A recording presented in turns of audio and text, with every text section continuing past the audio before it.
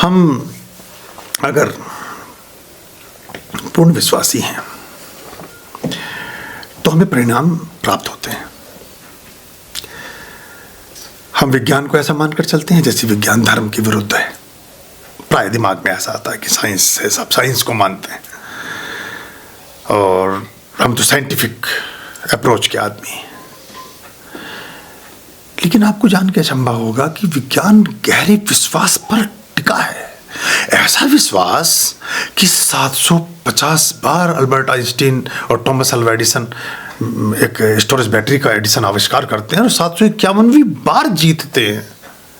आप समझ सकते हैं कितना धार्मिक व्यक्ति, कितना आस्थावान व्यक्ति रहा होगा कि हम तो 2 बार किसी मंदिर में जाए, मांग पूर्ति ना हो, तीसरा मंदिर बदल देते हैं। 2 बार किसी गुरु के पास जाए, काम पूरा ना हो, तीसरा गुरु बदल देते हैं। वो एक ही चीज में लगा हुआ है। स्टोरेज बैटरी के आविष्कार में 25 बार फेल हो गए। तो उनसे पूछा थॉमस अल्वा एडिसन से कि आप थके नहीं, आपका विश्वास डगमगाया नहीं, आपकी आस्था जीर्ण शीर्ण नहीं हुई, आप कैसी मनोवेग से इस कार्य में आप लगे रहे, आपको इससे क्या सीखने को मिला? वो कहते हैं मैं ऐसी 24 विधियां और भी जानता हूं जिनसे स्टोरेज बैटरी नहीं बनाई जा सकती।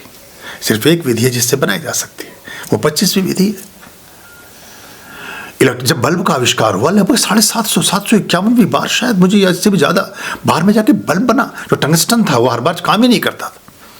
जो हीलियम और बाकी जो द्रव्य बल्ब में होता है प्रकाशमान करने के लिए, वो चलता ही नहीं था। अब देखिए इटली के वैज्ञानिकों ने जो भी प्रकाश को संश्लेषण की प्रक्रिया के द्वारा ठोस में बदला है, ये हमारे यहाँ बड़े लंबे समय से इसके बारे में विचार किया जाता रहा है, लेकिन हम उसको उस तरह से सोचते नहीं हैं। अब इस प्रश्न को लिखना, इस पर मैं बात करूंगा, फिजिक्स कैसे काम करता है और हमारे शास्त्रों में उसके क्या आधारभूत सिद्धांत निर्दिष्ट हैं, इसका विज्ञान हमारे यहाँ है और कैसे, मैं आपको उसके रेफरेंस के साथ, वेद के रेफरेंस के साथ बताऊंगा कि वो लोग खोलकर बैठे हैं फ्रैंकफर्ट में, जर्मनी में, इटली में, पश्चिम में, वो बराबर इसको पढ़ रहे हैं और काम कर रहे हैं। हम पता नहीं क्या कर रहे हैं, हमें सोचना और देखना पड़ेगा।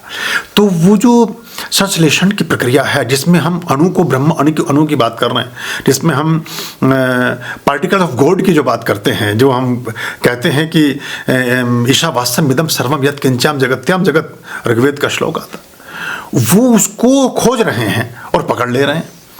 तो जो एक वैज्ञानिक तो इतना आस्थावान होता है, हम सोचते हैं वैज्ञानिक नास्तिक होते हैं ना।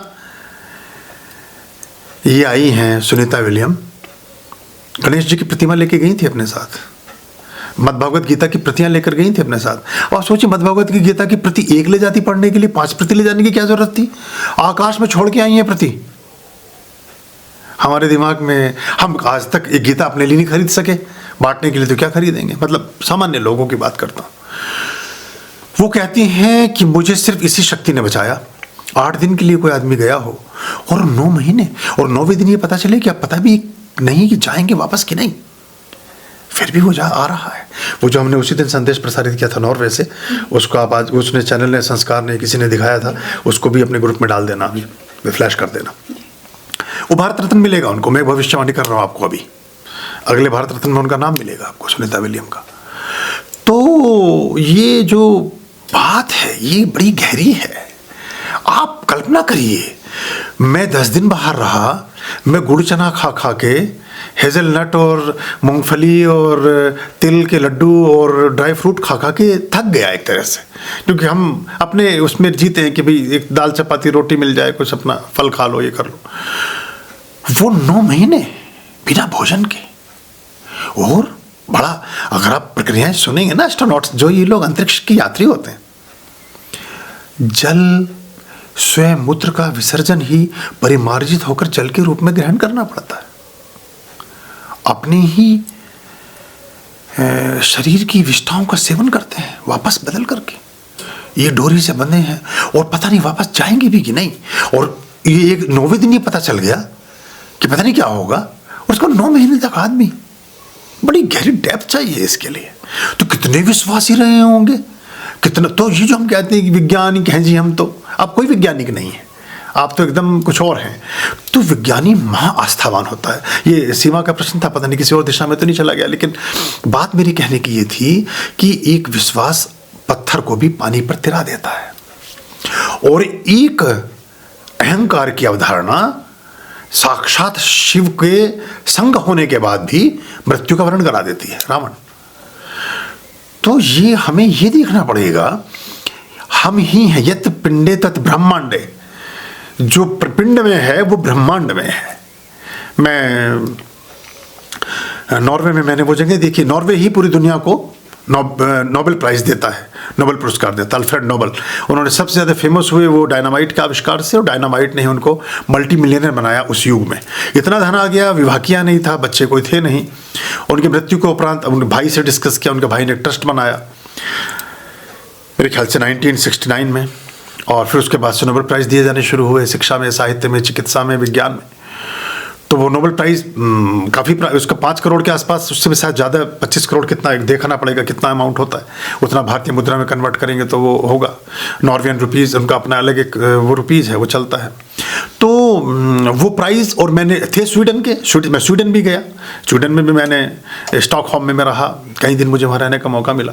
मैंने वो गांव गली, वो घर देखा जहाँ अल्फ्रेड नोबेल ने काम किया, और जहाँ वो आज नोबेल दिया जाता है वो भी मैंने विजिट किया। तो ये विज्ञानी, इनके अगर आप जीवन देखेंगे तो ये महाआस्थावान लोग थे, वो आस्थावान परमात्मा के प्रति। मेरे पास हर चीज़ों के, मैं इन सबको जस्टिफाई करूंगा वीडियोस से और फैक्ट्स के साथ, क्योंकि जवानी जमा खर्च करने वाले गुरुओं की भरमार है हमारे भारत में। मैं चाहता हूं कि जो हम कहें उसे प्रूव और सिद्ध कर सकें, तो फिर मज़ा है बात का और उस चीज़ का। तो इधर चर्च बना है, उनका देवालय है, सामने लाइब्रेरी है, इधर वो पाठ करता है, इधर वो दूरबीन से या किसी चीज़ से अपना आविष्कार कर रहा है अल्फ्रेड, और सामने जाके वो परमात्मा की प्रार्थना भी कर रहा है। हम सोचते हैं कि हम जरा सी विज्ञान की जरा सी भी जान गए तो बस हमारा कोई लेना देना ईश्वर से नहीं है। तो ये जो विजय है ये आपकी आस्थाओं में निरूपित और निर्धारित है, निर्दिष्ट और प्रकल्पित है। तो ये हमें समझना चाहिए। आर्यं शरणं शुभमस्तु, संभवकरणं हरमस्तु, देवं वर्णं कर्मस्तु, पापं चरणं परमस्तु, पापं धर्मं मर्मस्तु, तारं कर्मं कर्मस्तु, हृदयं बीजं धर्मस्तु, शोकं दुःखं हरमस्तु, शोकं दुःखं हरमस्तु। आर्यं शरणं शुभमस्तु, संभवकरणं हरमस्तु, देवं वर्णं कर्मस्तु, पापं चरणं परमस्तु, पापं धर्मं मर्मस्तु, तारं कर्मं कर्मस्तु, हृदयं बीजं धर्मस्तु, शोकं दुःखं हरमस्तु, शोकं दुःखं हरमस्तु, पापं धर्मं मर्मस्तु, तारं कर्मं कर्मस्तु, हृदयं बीजं धर्मस्तु, शोकं दुःखं हरमस्तु, शोकं दुःखं हरमस्तु, शोकं दुःखं हरमस्तु, शोकं